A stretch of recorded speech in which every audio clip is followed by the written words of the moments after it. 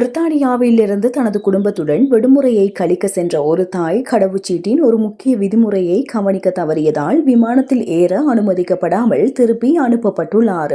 இதனால் சுமார் 700 பவுண்டுகள் மேலதிக பணத்தையும் இழந்து பெரும் அவதிக்கு உள்ளாகியுள்ளார்.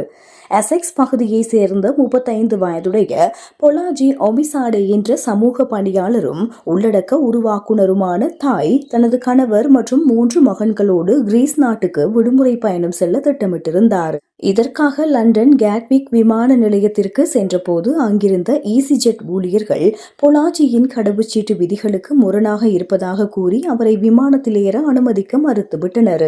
பிரெக்சிட் நடைமுறைக்கு பின்னர் ஐரோப்பிய ஒன்றிய நாடுகளுக்கு பயணிக்கும் பிரித்தானிய குடிமக்களுக்கு 2 முக்கிய கடவுச்சீட்டு விதிகள் கட்டாயமாக்கப்பட்டுள்ளன.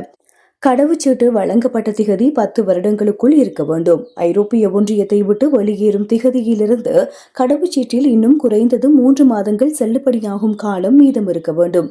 பொலாஜியின் கடவுச்சீட்டு காலாவதியாகவில்லை, ஆனால் அது வழங்கப்பட்டு 10 வருடங்கள் கடந்திருந்ததால் ஐரோப்பிய ஒன்றிய விதிகளின்படி அது செல்லுபடியற்றதாக கருதப்பட்டது. இத்தகையதொரு விதிமுறை இருப்பதே தனக்கு தெரியாது என பொலாஜி கவலை வெளியிட்டுள்ளார். விமானம் புறப்படும் நேரம் நெருங்கியதால் பொலாஜி தனது இளைய மகனுடன் விமான நிலையத்திலேயே தங்க அவரது கணவரும் மற்ற 2 மகன்களும் கிரேஸ் நாட்டுக்கு பயணித்தனர்.